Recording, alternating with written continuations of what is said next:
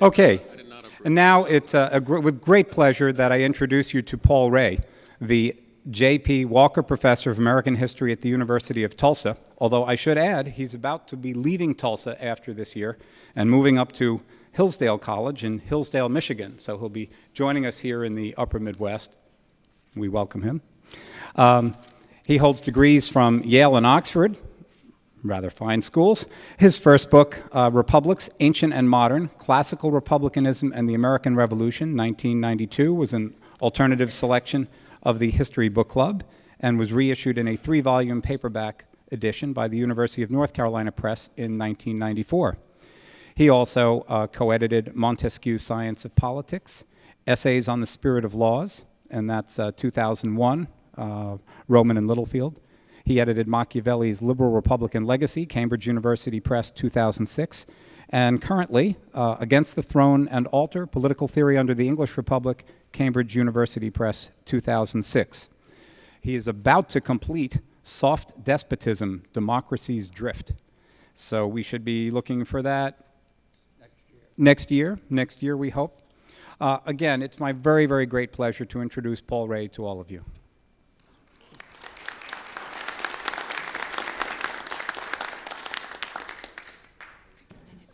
At a conference on American military history, you might ask, why is there a paper on Herodotus and Thucydides? And when you ask a question that I ask, and it's a question that in similar contexts I find myself asking over and over again. For 9 straight years, I went to the Air War Academy down in Alabama to give the first lecture of the year on Thucydides. The next lecture was 2,000 years later. Not so long ago, I was at a conference at the Royal Military Academy at Sandhurst on military history and the military profession. And then I was at the Marine Corps University giving the same talk. I gave a talk on Thucydides. The next talk was on Clausewitz, 2,000 years later. In December, I was at a conference at the Army War College on making peace. I gave a talk on Thucydides and the Peace of Nicias. The next talk was about the Peace of Westphalia in 1648, 2,000 years later. And here I am again. Now, is there any logic to this? Obviously, there must be something, because people invite me to do these things, and obviously I must think there's some reason because I agree to do them. So what could it possibly be? Is there method to this madness? Here's my thought, and I think it's probably the thought of the organizers of all these various gatherings at which I've appeared, that in our day we can learn something highly pertinent to understanding our own world from studying ancient Greece, and one could probably argue also ancient Rome, that we can't learn from studying, say, the Muslim conquest of Egypt, the War of the Roses, the 100 Years' Wars, or even the Spanish Reconquista. What might that be? I think it's fairly easy to explain why. Why Americans might find it useful to read and study Herodotus and Thucydides, Caesar, maybe even a figure that nobody here has probably heard of, Ammianus Marcellinus. These writers describe a world that is in certain crucial regards like our own. Athens and Sparta were, of course, tiny communities. Herodotus tells us that at the time of the Persian Wars, there were 30,000 adult male Athenian citizens. That makes Tulsa, Oklahoma, whence I hail, look rather large. And that there were 8,000 adult male Spartan citizens. That makes Pawnee, Oklahoma, look large. The difference in scale between these polities and our own is obvious, and it is quite significant. But there is this that is similar. Athens and Sparta were republics. Matters of state were open to public debate. Most major decisions were reached by voting. The citizens of both polities enjoyed the rule of law, and their armies were citizen armies. In an even more direct way than our armies are citizen armies. We talk about soldier and civilian. The distinction is completely foreign to Athens and Sparta because every civilian was a soldier and every soldier was a civilian. The crucial thing to understand there is you could not possibly exercise citizen rights unless you were going to appear on the battlefield and put your life on the line in light of the decisions you had participated in making. Now, let me add that the similarities are by no means accidental. There is a connection between us today and Athens and Sparta. John Stuart Mill once said, the most important event in British history was the Battle of Marathon. Otherwise, he said, we'd still be running about the woods. I think the same thing can be said about American history, and I'll try to explain that to you. The modern nation-state owes a great deal to the ancient example, which was, for it, an inspiration. In the medieval period, even in the darkest part of the medieval period, antiquity never entirely lost its purchase. It was remembered. Cicero's De Officiis, for example, it's a sort of fundamental statement of citizen morality in ancient Rome, was read throughout the Dark Ages and throughout the medieval period as a whole. Roman law, at least in part, survived as well, and certain of the elements of Roman law were imported into canon law as early as 1000 AD. Canon law being the only universal law in the Christian West. And from canon law, these principles made their way into the various common law systems regnant locally within the Christian West. One principle deserves mention. Its historical importance, it would be hard to overstate. Roman liberties are arguably derivative from ancient Greek liberty. The republicanism that emerged in Rome around 509 BC, the species of self-government that was instituted there, was an Etruscan variation on practices developed earlier in Crete, at Sparta, and elsewhere in the Greek world. Naturally enough, the Romans carried over into private life the practices of public life. And Roman corporate law, as applied to the management of waterways, was built on this principle over here. Quod omnes tangit ab omnibus tractari debeat. That which touches all should be dealt with by all. A simple, common sense principle. Now, what did it mean? What it meant was, if you happened to have land on a waterway, there were people upstream from you. The waterway touched you. It was important to your well-being. You drew water from that waterway for the irrigation of your land, to drink, and so forth. That waterway needed governance. Otherwise, the people upstream would take all the water. In consequence, those who lived along the stream were regarded as members of a corporation that had a common interest. And the principle governing their management of the waterway was, quod omnes tangit ab omnibus tractari debeat. That which touches everyone should, by everyone, be dealt with or treated or discussed or deliberated about. This principle was borrowed by the Roman Catholic Church to make sense of the practice of electing abbots, bishops, and popes.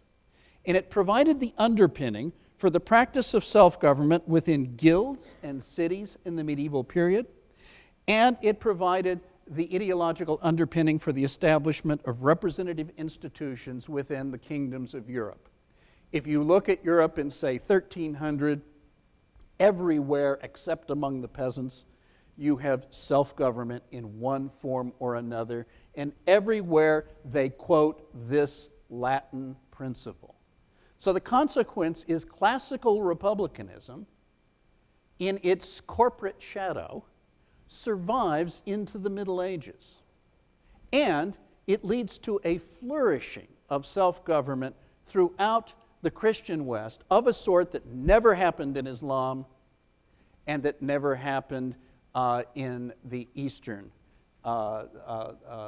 Roman Empire, the surviving Eastern Roman Empire that we call the Byzantine Empire. In part as a consequence of the propagation of this principle by the church for its own purposes, political liberty was no stranger in late medieval Europe.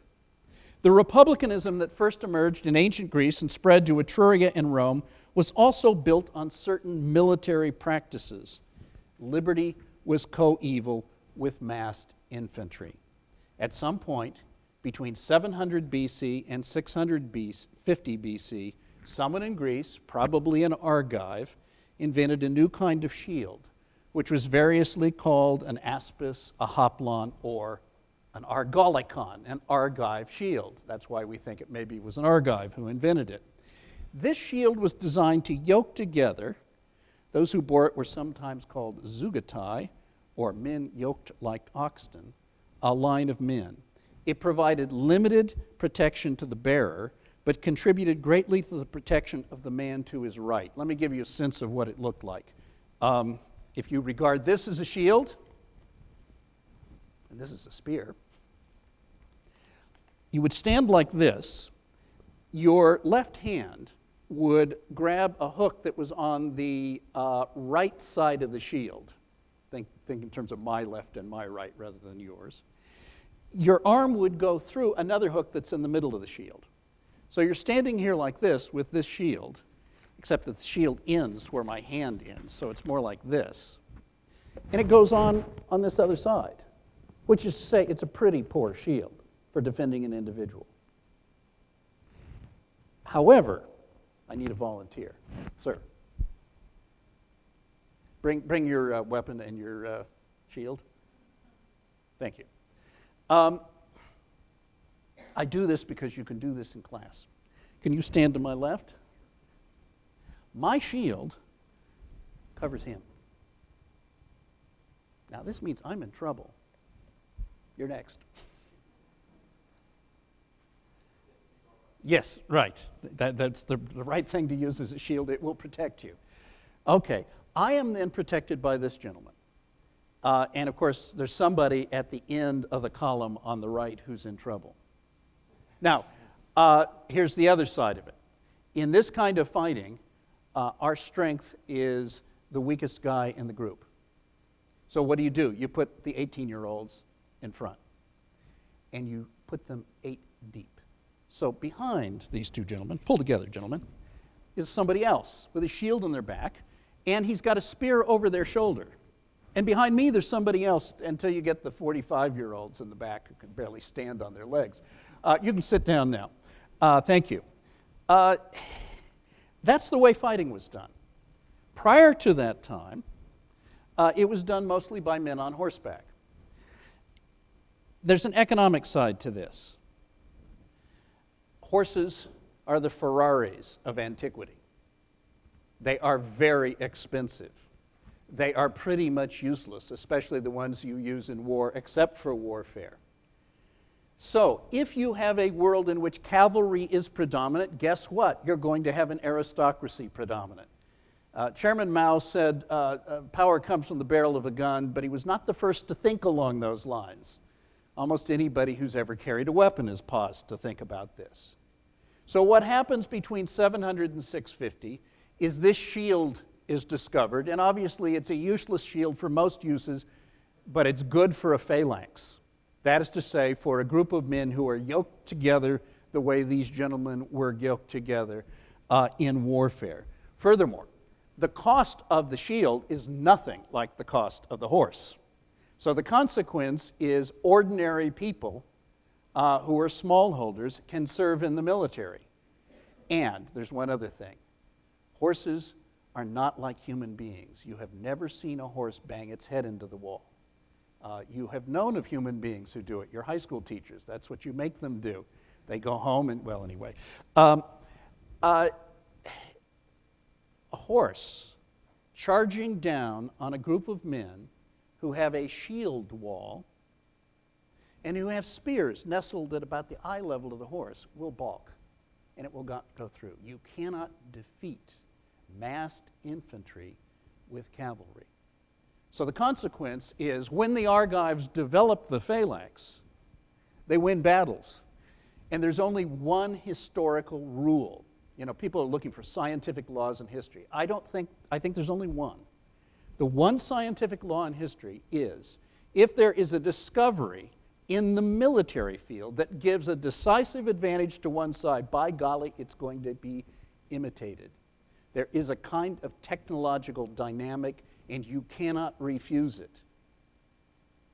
Now, by adopting this, however, they created a revolutionary situation.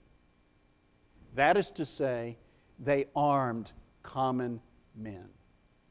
That is where republicanism comes from. Common men with smallholders' properties defending them. Sounds like England in the 17th century. Sounds like the United States or the colonies in the 18th century, doesn't it? In any case, this technological change meant that a sizable army of smallholders, wealthy enough to provide themselves with a spear, a sword, and a hoplite shield, could easily defeat an aristocratic force on horseback. The military revolution that gave rise to the phalanx eventuated in the overthrow of aristocracy and the establishment initially of populist tyrannies in many Greek cities. In time, as the tyrants or their offspring abused the power that they had seized on the basis of their popularity, it gave rise to government by army assembly. And the Spartans appear to have been the pioneers in this particular area. Okay, what does this have to do with later history? Well, the great revival of classical learning in the West that followed the Ottoman conquest of Constantinople in 1453 coincided with a rediscovery within Western Christendom of the capacity of disciplined infantry to defeat cavalry. In the second half of the 15th century, on two different occasions, the pikemen of the Swiss cantons defeated the mounted knights fielded by Charles the Bold of Burgundy. He had the finest flower of chivalry, the finest army in Europe. The Swiss peasants were the scum of the earth. They were organized in little republics in the Swiss cantons, and the only reason they're organized in republics is they are so poor that nobody wants their land. But they organized themselves in a phalanx, and on two different occasions within about a 4-year period, they wiped out the finest armies in Europe. And as I said, word gets around. The French hired Swiss mercenaries after that. The Spaniards hired Swiss mercenaries after that. They were employed by the various cities and principalities of Italy, and to this day they guard Vatican City. That's where it comes from. Where they were not hired, their formations were imitated. The Spaniards began to form infantry formations armed in precisely the way the Swiss were and trained in precisely the way the Swiss were. And the war, therefore, underwent the revolution that's detailed in a little book by Machiavelli, who happened to come along at just the right time. This first of these battles took place just before he was born.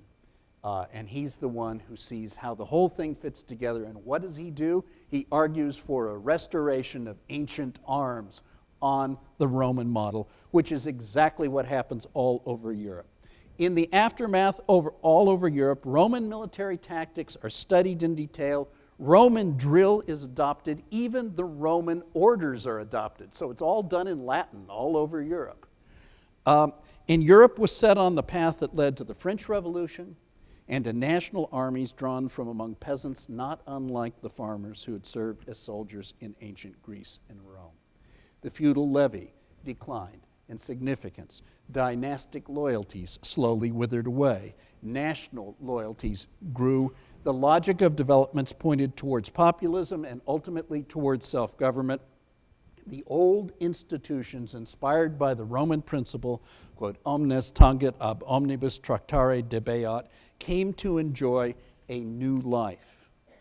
And works such as the histories of Herodotus and Thucydides' account of the Peloponnesian War became quite popular, for they seemed to describe, as no other books available to Europeans at that time, the world then emergence. Now, I'm drawing here with an extremely broad brush. This is Western civilization in 10 minutes, sweeping you along from 1469 to 1789 and beyond. What happened was obviously a lot messier than can be indicated here.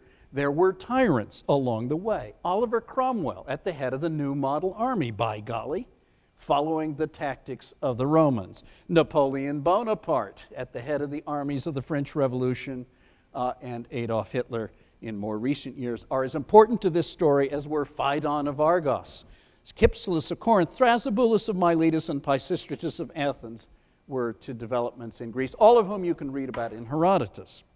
But the unfolding logic pointed beyond populist tyrannies, and by the 17th and 18th centuries, many in Europe, as well as in the English colonies in North America, found that in reading Herodotus and Thucydides, they were reading about men and institutions and circumstances rather like themselves. In 18th and 19th century Britain, and in 20th century America, this seemed especially true. When the British fought Louis XIV in the War of the Peace of Augsburg and in the War of the Spanish Succession, which can be studied wonderfully in Winston Churchill's Life of Marlborough. When they battled Napoleon in the later years of the French Revolution, when the Americans took on Germany in World War I and World War II, and when they squared off against the Soviet Union in the Cold War, they tended to find Herodotus' epic tale of the struggle of the Hellenes against Xerxes, the great king of Persia, and that of the Athenians against the Spartans, inspiring and instructive. When they read Herodotus, they were struck by his representation of the Greek resistance against the Persians as a struggle of liberty against despotism, because he explicitly represented it as that. When they read Thucydides, they noted that the war he depicted involved a struggle between a relatively open, relatively liberal, relatively commercial democracy dominant on the sea, and a comparatively closed, illiberal, agrarian oligarchy dominant on the land. When I used to speak at the Air War College, that's what they wanted me to talk about. How does a sea power take on a land power? It was easy for scholars and journalists to reclothe the Persians, the Athenians, and the Spartans in modern garb, and much of the secondary literature in the field reflects a certain propensity for distortion. But if truth be told, there were good grounds for the comparisons, and they are still pertinent. Ancient history is a near ideal template for the analysis of American military history. Consider Herodotus. Not long before the Battle of Thermopylae, he tells us Xerxes, the great king of Persia, paused at Doriscus in Thrace to review his forces. And Herodotus, as is typical of ancient narratives, exaggerates grotesquely the size of the army that he marshaled. Wouldn't have been possible to provide logistics for an army on that scale. Nonetheless, he does this. And in this context, Herodotus, who modeled what he called his historiae, his histories, the word actually means inquiry, historia in Greek, to a considerable degree on Homer's Iliad and Odyssey, provides us with a description of Xerxes' army intended as an analog to the famous catalog of ships in the second book of Homer's Iliad. After conducting this grand review, Xerxes summoned to his side, we are told, an exiled Spartan king named Demaratus, and to the latter he posed a question, whether the Greeks would stand their ground against his great army and fleet and take issue with him. And to this Demaratus gave the answer, they will not succumb to slavery. No matter how few they are, they will fight. And Xerxes' response to him, oh, give me a break, he says. Look at the size of my army. Demaratus, what a word is this? Which is the Greek way of saying, oh, give me a break. And what he says is, look, how could 1,000 or 10,000 or even 50,000 confront so great an army as mine if they were all alike free and not subject to one command? Freedom he sees as the enemy of military effectiveness. You need one command. We would be more than 1,000 to 1 if they were 5,000 strong. That gives you a sense of the proportions. Combat, what was that phrase? Combat force or... Yes, combat ratio, force ratio. If they were commanded by one as our men are for fear of him and reaching beyond the courage that is natural to them, they might go forward, though few against many, under the compulsion of the lash. But being suffered to be free, they would do neither of these things. Who in his right mind would fight? I myself believe that even if they were equal in numbers, the Greeks would find it hard to fight against the Persians alone. The quality you speak of resides in us and in no others, and even with us in few, not many. There are those of my Persian bodyguard who would each fight 3 Greeks at once, but you don't know of these things, and what you say is nonsense.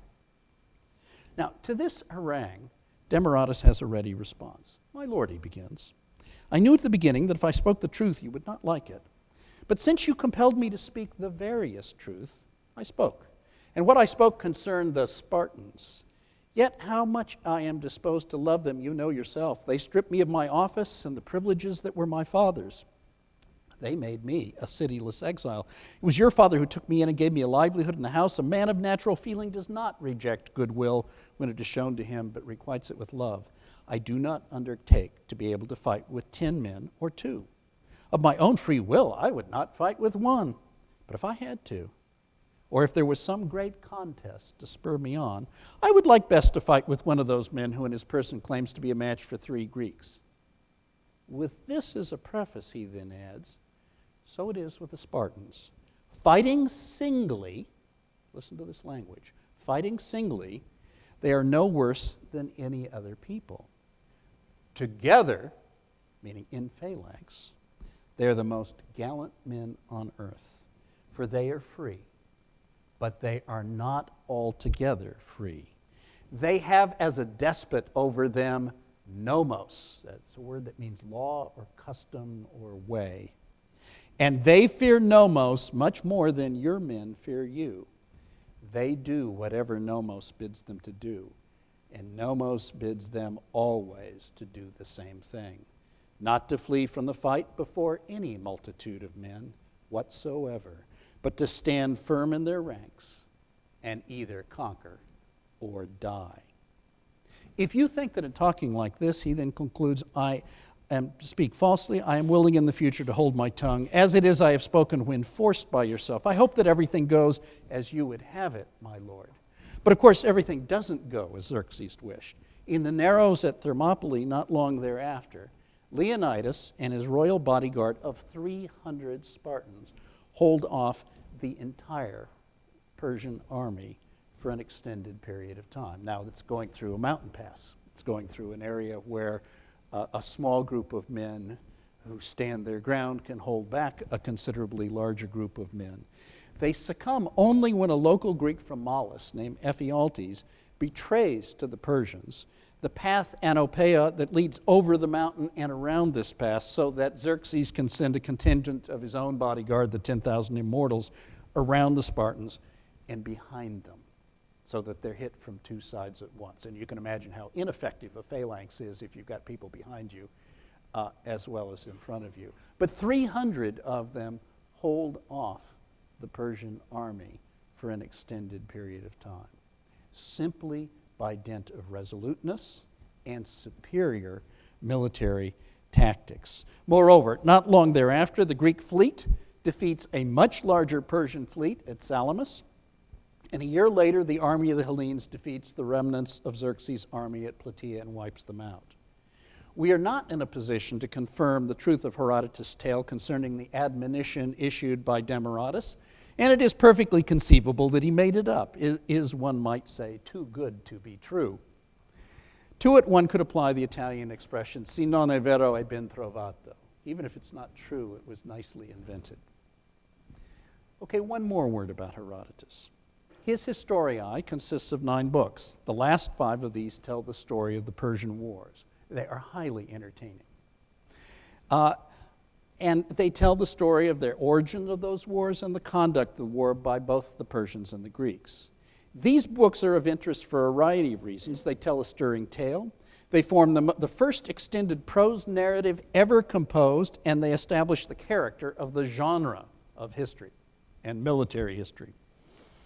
Herodotus' battle descriptions are the model on which all subsequent battle descriptions are based. But it is also the case that the last 5 books should be read in light of the first 4, which are quite different in character. Herodotus begins his Historiae, his inquiries, with a statement of his aim, which is threefold. That time not draw the color from what man has brought into being, nor those great and wonderful deeds manifested by both Greeks and barbarians, that they not fail of their report. And together with all of this, he adds, his purpose is to spell out the reason why the Greeks and the barbarians fought one another. In this context, he points to the man who first did an injustice to the Greeks in Asia, and this is Croesus. And that leads him to talk about Croesus' ancestor, a man named Gyges. And it is a very odd story. Your students will love it. But perhaps you won't be allowed to have them read it. I will tell you the story. Gyges was the bodyguard of a Lydian king named Candales. This is early in Herodotus, and so you can look it up. It is right there. And up here is the review of the army, and here is the conversation between Demaratus and Xerxes, and here is the story of Thermopylae. So you could go to Book 7 and you could find those. Here's what is said about Gyges right at the beginning in paragraphs 8 to 12 of Herodotus' story. He's the bodyguard of a Lydian king named Candales. This Lydian king, Candales, blundered in one grave particular. As Herodotus put it, he fell in love with his own wife. Not to be done. Not to be done. You'll see the consequences. And because he was so in love, he thought he had in her by far the most beautiful of women. If you were the wife, you'd think, wow, that's nice. But wait. And suspecting that his bodyguard Gyges did not believe him when he praised the beauty of his wife's body, he asked that his bodyguard secrete himself in her room and take a look at the woman when she took off her clothes. Gyges, he says, I do not think that you credit me when I tell you about the beauty of my wife, for indeed men's ears are duller agents of belief than their eyes. Contrive then that you see her naked. And to this, Gyges responds, Master, what a sick word you have spoken in bidding me look upon my mistress naked. With the laying aside of clothes, a woman lays aside the respect that is hers. Doff the skirt, doff the shame is sometimes the way it's translated. Many are the fine things discovered by men of old, and among them this one, that each should look upon his own only. That each should look upon his own only. Remember that. Indeed, I believe that your wife is the most beautiful of women, and I beg you not to demand of me what is unlawful. What is unlawful? Candales nonetheless insists that Gyges view his wife, and this he does, but she catches on and offers Gyges two alternatives. He can kill Candales, take her as his wife, take the kingship, and rule the Lydians, or she'll have him killed. Now, you can imagine which option he takes. This is the way Herodotus starts off the story, and of course this leads you to want to read more. The importance of the story is this. Over the course of the first 4 books of his Historiae, his inquiries, Herodotus will ask his readers to do that which his Gyges singles out as unlawful. He will ask them to look on that which is not their own. He will describe in detail the history of the Lydians, the Egyptians, the Babylonians, the Scythians, the Medes, and the Persians. And he will outline their customs, their laws, and their ways, their nomoi. He will depict these nomois, and in a memorable passage in the 3rd book, he will tell a story about Darius, the father of Xerxes, who, when great king, and it's the passage marked 338 over there, called together some of the Greeks who were in attendance on him and asked them what it would take to get them to eat their dead fathers. You could do this in class. You could ask your students, when your parents die, how much would I have to pay you to get you to eat them? As I said, it's an entertaining book. They said that no price in the world would make them do so. After that, Darius summoned those of the Indians, who are called Calatians, who do eat their parents. And in the presence of the Greek, who understood the conversation through an interpreter, asked them what price would make them burn their dead fathers with fire, which is, of course, what the Greeks sometimes do, funeral pyres. They shouted aloud, "Don't mention such horrors." These are matters of nomos, Herodotus concludes, and I think the poet Pindar is right when he says nomos is king of all. Everywhere, then, it is contrary to nomos to look on that which is not one's own. Everywhere, it is contrary to nomos to embrace customs and ways that are not one's own. This is arguably the only universal nomos, and it is that nomos that Herodotus, in his inquiries, invites his reader to breach. He invites them to do what Gyges had done. He invites them to transgress. Not with their eyes, but with the eyes of the mind. He invites them to transgress intellectually, and he does this for a reason. He explores the nomoi of the Egyptians, the Babylonians, the Scythians, the Medes, and the Persians with an eye to asking the question, which of these is superior? And of course, the question will be decided on the battlefield. And in the process, he invites his readers, who are Greek, to reflect on their own nomoi, which are different from those of the barbarians, just as each of the barbarian groups has different nomoi. And Greek nomoi from Athens to Sparta are different to some degree as well. Before taking his readers through his narrative of the origins and the outcome of the Persian wars, he asks them to think about the different peoples in the world, and he invites them to judge. In this sense, his book is a highly theoretical work, a work of cultural as well as political and military history. And of course, Herodotus doesn't make that distinction between cultural, military, and political. It is a work of philosophy. For if there's a standard by which the nomoi, the laws, customs, and ways of the various people can be judged, it has to be phusis. What is he asking them to do? He is asking them intellectually to take the clothes off of mankind, the clothes that are constituted by conventions, nomoi, customs, and ways. And what is he is in search of is what the Greeks called phusis, or nature. It is the phusis of Candaules' wife, her body revealed, that Gyges is asked to look at. And to look at phusis is to become empowered, because to look at phusis is to come to understand. It has to be nature, then, that Herodotus is aiming at. And he invites those of his readers who read him today to engage in the same sort of cultural critique. Above all, he asked us to consider whether it is not liberty and the rule of law that is best, and whether political communities that are organized on the basis of political liberty and the rule of law are not likely to win out in military conflicts in the end. You can see, therefore, why it was such an inspiration to people during World War I and World War II and the Cold War, and earlier in the battle against Napoleon, and earlier than that in the battle against Louis XIV. As a theoretician, Thucydides is Herodotus' heir. And it is Herodotus that he seeks to outdo.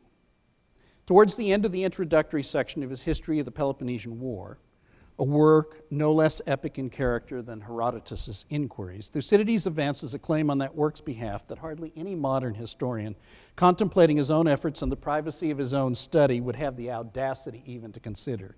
My account of the war, Thucydides observes, was composed as a possession for all times, rather than as a contest piece meant to be heard straight away.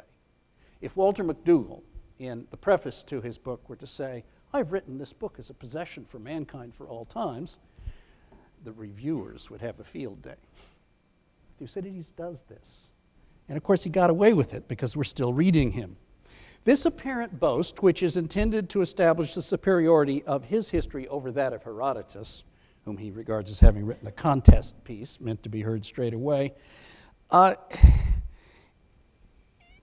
he justifies in advance by first remarking on the absence in his writing of the mythic or the fabulous, and there's plenty of that in Herodotus, arguing that while this may render his account less delightful to some, it would satisfy his own purpose if his work were judged useful by those who want to observe clearly the events which happened in the past and which, in accord with the character of the human, will again come to pass hereafter in quite similar ways.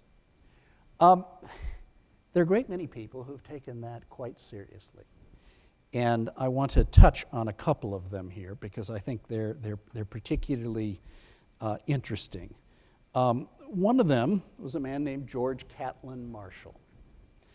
And I think Thucydides would have loved him.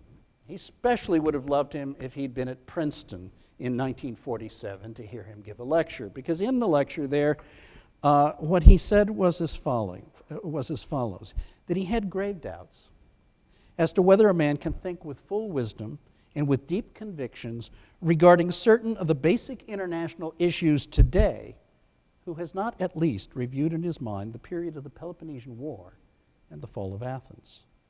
Thucydides would have been no less pleased that some 36 years later, a poet, the Pole, Czesław Miłosz, soon to be awarded the Nobel Prize for Literature, should first remark, "People always live within a certain order and are unable to visualize a time when it might cease to exist.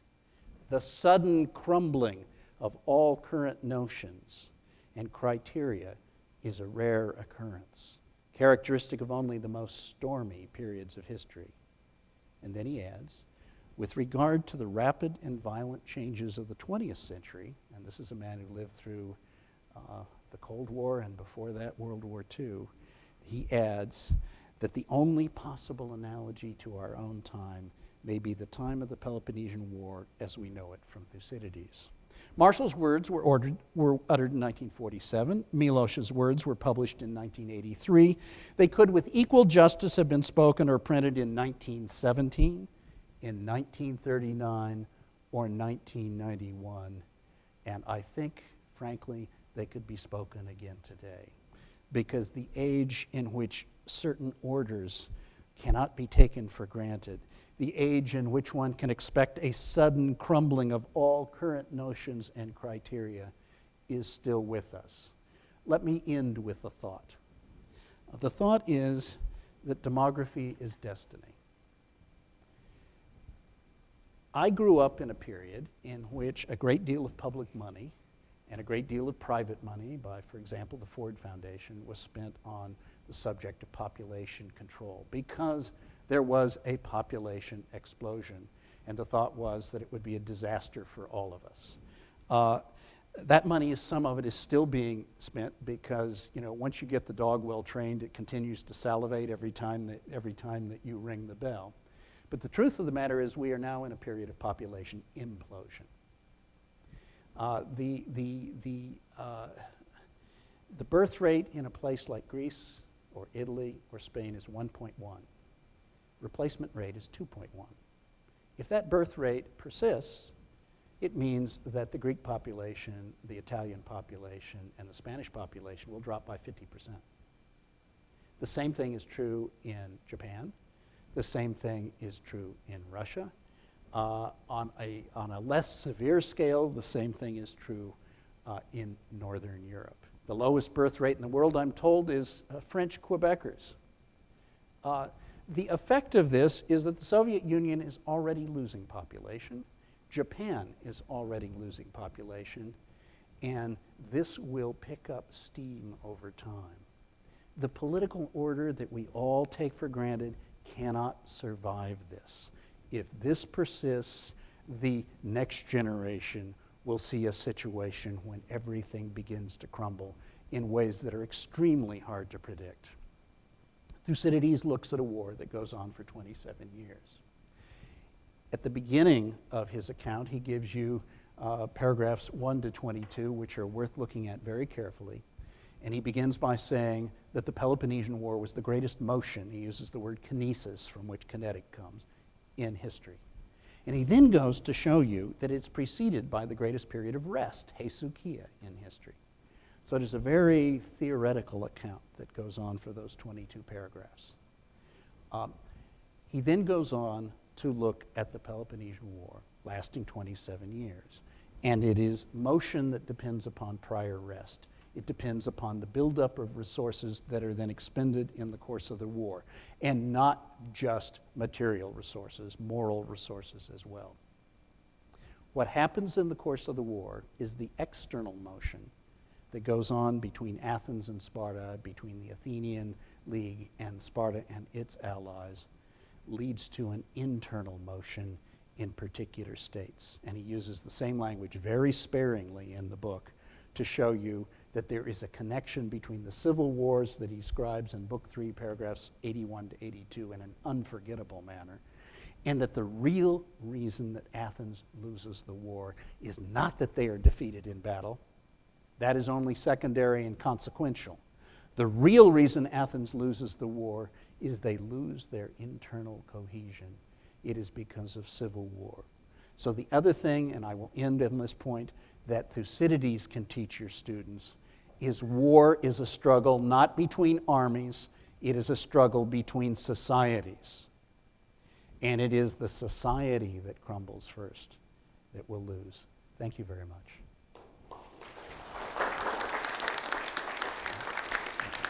Yeah, sure. During question and answer, please speak directly into the microphone, and Alan Luxembourg has a comment to make first. And this is just directed to the webcast audience, that you can ask questions by entering the entering your question in the box on your video screen. I'm going to ask a question first.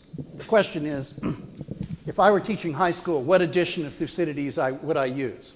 The answer is, there is something called the Landmark Thucydides, produced by a private scholar, who's a man who made a lot of money in oil, named Robert Strassler. It is the finest edition ever produced. It has 600 maps. And what I can tell you is that Thucydides is almost unintelligible to graduate students without maps. And it'd be even harder to teach to high school kids without maps. But with those maps, on virtually every page there's a map.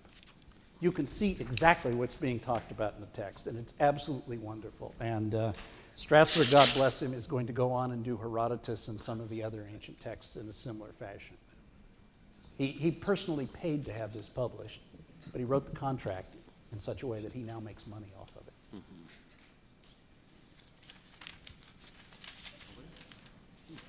Yes. Thank you very much for an obviously erudite and also very stimulating presentation, Professor. You mentioned population decline in industrialized societies.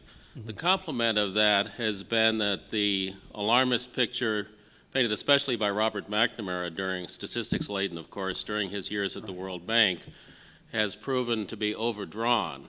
The population of the world is still increasing, but not nearly as much as informed people in the 70s thought. Jimmy Carter told me that the crucial factor is literacy among young women. The male of the species is of no use in this area, as in so many others, of course, right, ladies? And the literacy doesn't have to be sex education, any kind of basic literacy. Yeah. The Carter Center has been an active nonprofit institution, as you know, and a growing one.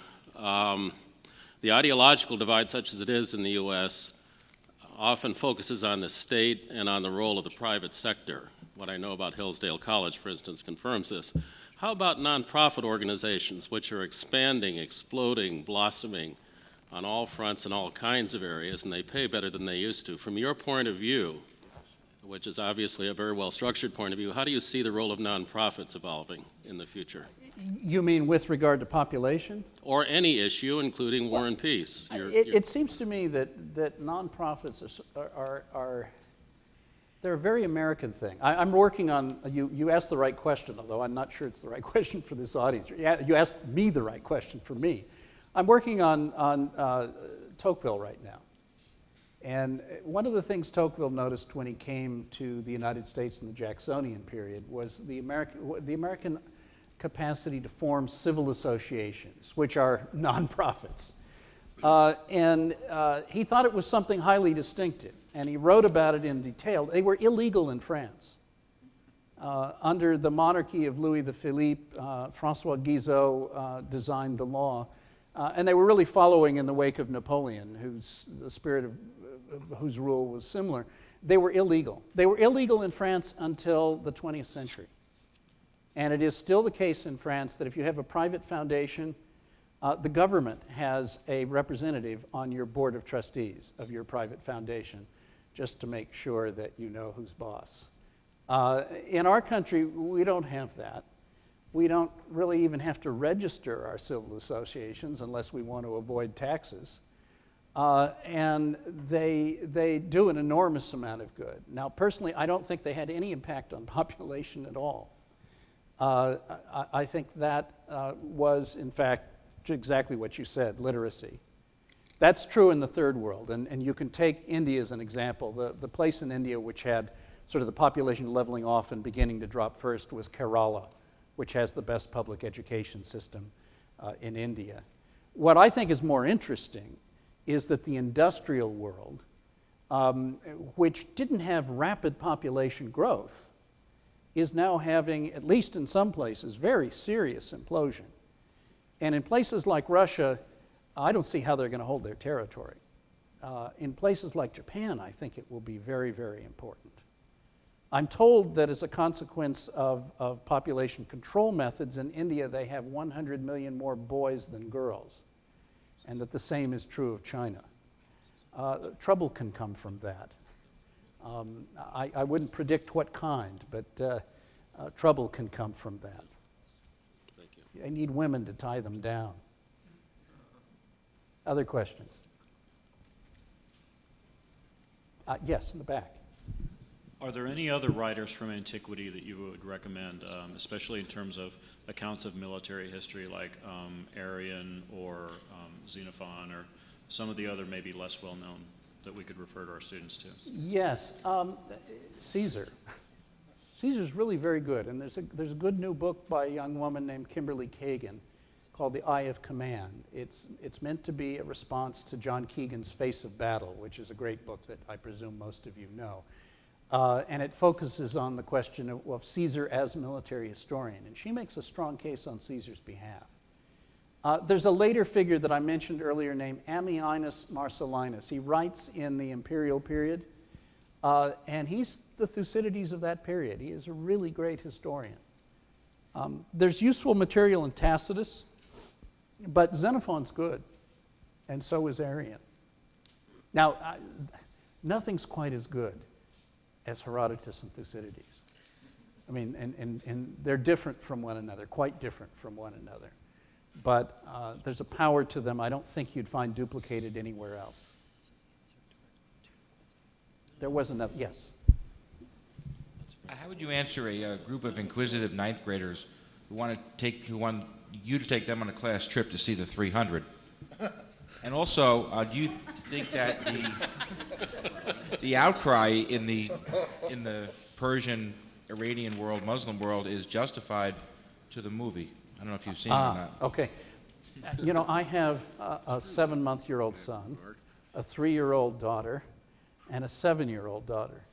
I haven't seen a movie. I'm told it's pretty awful. I'm teaching a class right now that sort of ends with, we go from Homer to Herodotus, and we've talked about going with the whole class to see it. And then maybe we'll drink afterwards, too.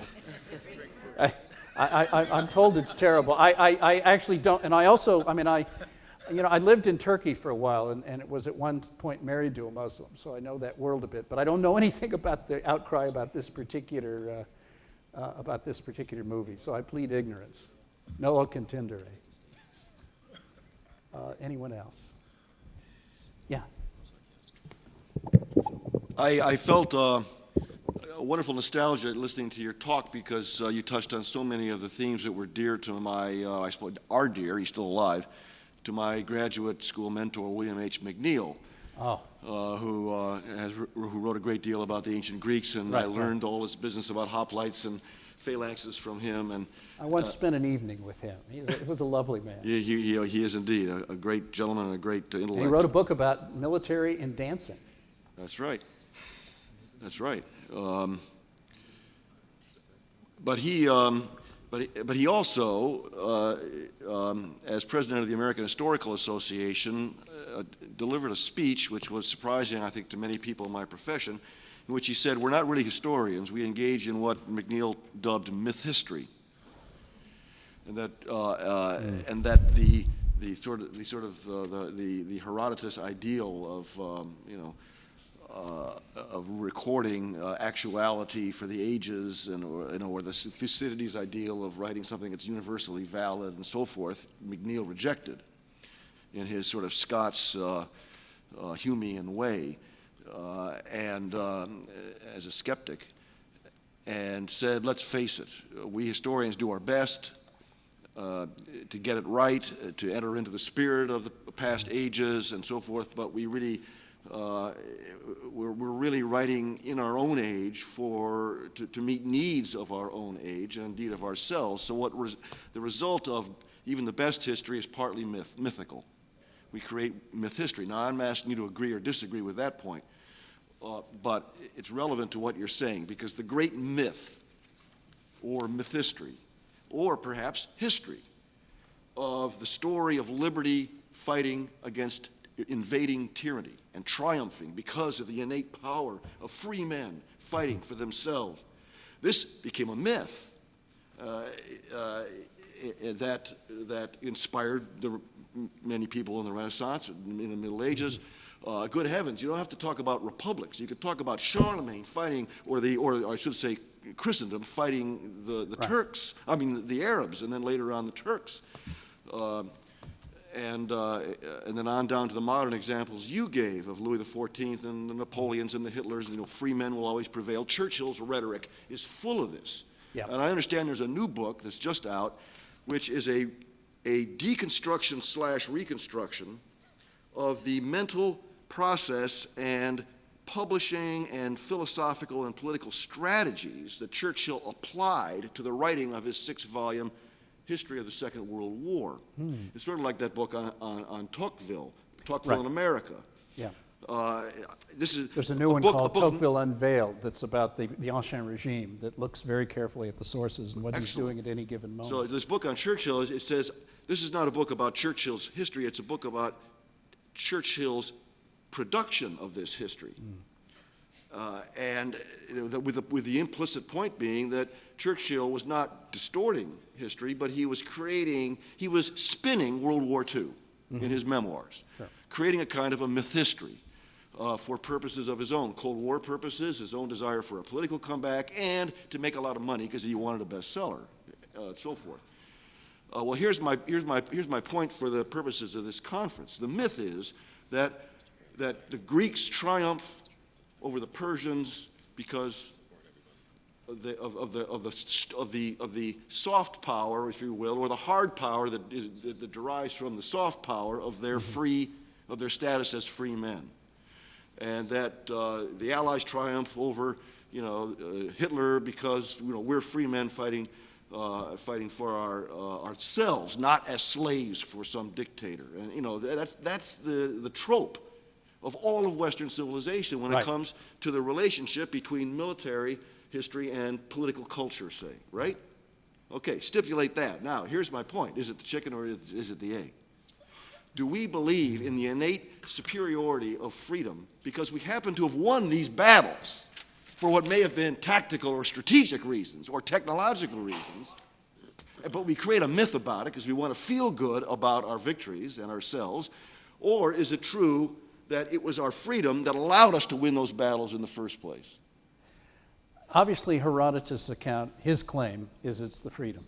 And he has a claim that Athens is under a tyrant, Pisistratus, and that the minute they get free, they show what they can do. I'm inclined to think he's right. Let me take a concrete example. The French did not do very well in the 18th century. But boy, the French Revolution let something loose that was really remarkable. And nobody could stand up to them. Now, perhaps it's the accident of the technological advantages that had built up under the Bourbons in the last few years, and there certainly were such things. But the other aspect of it is the enthusiasm of those armies. But the French Revolution led to tyrannies far greater than Louis XVI could ever have dreamed of. And it was the British who created the myth that it was their liberty that triumphed over the tyranny of the French Revolution. And maybe it did. If you think about the struggle between the United States and the Soviet Union, at least one aspect of it was the superiority of the Western economies that had something to do with freedom. The socialist experiment, as we learned at the end of the Cold War and after the Cold War, not even the Germans could do it properly. They had factories in which they would take raw materials in and reduce their value before they left the factories, which is, when you can do that to the Germans, you've figured something out. Any other questions? We have Larry Grant, an independent historian, asking, Isn't population decline something of a blessing since it puts an end to the need to fear what Paul Ehrlich called the population bomb? If developed nations are growing smaller, isn't that good? What's the danger? It might be good, but let's put it this way. If you take a look at Europe and you can forecast precipitous population decline, and it's tricky. We know what the population is going to be 25 years from now. We don't know what it'll be 50 years from now because the trends may reverse. They have reversed over the last few years. So the story it is not written yet. But if it continues in the same way, those economies are not going to be able to stand up without importing large populations. And that importation of populations has already begun. And what you may find is a Muslim conquest of Europe. That might not be a good thing, given the present perturbedness of the Muslim world. Yes, I know there's no such word. What can I do? Yes? If you think about freedom, you almost have to associate with that the freedom to, as you said, look on different things, appraise things outside your own world, and have the freedom of dispute, discourse, and so forth. But doesn't that indeed contain the seeds for potentially the destruction of that particular civilization if you cannot establish some kind of consensus, some kind of ability to move forward on the basis of either leadership or direction or common goals or whatever you want to call that? No, that's absolutely right. But it's interesting that, if you take the examples I used, Louis XIV, Napoleon, and so forth, they all banked on the notion that Britain or the United States would fall apart because of this freedom.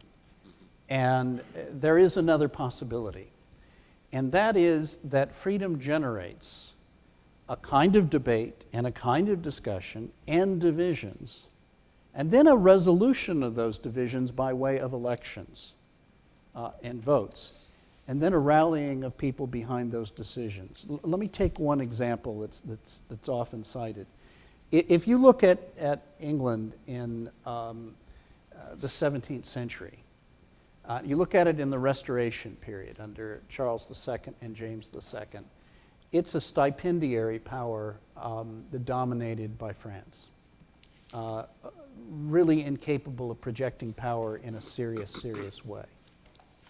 The minute you get the Glorious Revolution, which produces parliamentary supremacy, and they rein in William III by never giving him enough money, so he has to call Parliament every year and beg for more, which means he's got to give them something if they want something from him. That's how they get parliamentary supremacy in England. The minute that happens, their capacity to project power, little England, against France, the greatest power in European history, is just astonishing. And the French, together with the Dutch, who have a similar ramshackle system that eventually produces consensus, are actually able to fight him to a standstill in the War of the Peace of Augsburg, and almost to defeat him outright in the War of the Spanish Succession. There's a moment when Marlborough's armies, there's nothing between them and Paris. It looks like 1871, and they choose not to go. Now, eventually, Louis XIV is able to profit from splits between Whigs and Tories in England, and end up with a peace treaty that leaves France intact. But he doesn't get what he wants. And the effect of that war is that Frenchmen begin to learn English for the first time. Voltaire comes to Britain to find out what happened. He'd been 10 years old at the time of the Battle of Blenheim. Montesquieu, who had been 14 at the time of the Battle of Blenheim, comes a couple of years after Voltaire. And the early works of the Enlightenment in England, the philosophical letters and Montesquieu's Considerations on the Romans, which is really a book about the English, are inspired by the English example. And the only reason the French pay any attention to the English example is they got shellacked repeatedly on the field of the sword. So it has an impact. Yes? There's a book, recent book in about middle 90s by a European woman whose name I can't recall. It's something like After the Speer Diaries. It's sort of a corrective on the diaries of Albert Speer. Huh. And one of the points that he makes in there, in long interviews with Speer, is that how really ill-prepared the Germans were for full industrial organization in World War II, whereas we overestimated their level of preparation, underestimated our own, and therefore pushed ourselves to overcome what we perceived to be their lead, which some have contended, and somebody earlier talked about logistics. There's a wonderful book on Brian Somerville, the American commander of logistics in World War II. I can't recall the book. But that's again, the I will have to dig that book up. Pardon me? I once had tea with Albert Speer. I was 18 years old, and I had gone to Germany, to Heidelberg, to learn German, and I'd been picked up at the train station by a graduate student. And every German graduate student rents a room in somebody's house. And he was supposed to drop me at the place where I was going to stay, and he didn't have my name on the list with him. So we had to go back to the house where he stayed. And I was left out in the garden of this house, and the house was the house of Albert Speer, who came out and brought us tea and sat down and chatted with us for a few minutes. The first German I ever met. And this was just about the time that his book came out in German. I don't know this corrective, but I'd love to see it. 2 steps to my right, 2 persons to my right just gave me the name of the author. Ah. It's Gita Sereny, S-E-R-E-N-Y. Thank you very much. My impression is that German industrial production kept going up into 1944 despite all the bombing. Right. They did pretty well. Maybe not, they didn't have the refuge that we had for production. Am I out of time? I should be. Yes. Yeah. Thank you very much.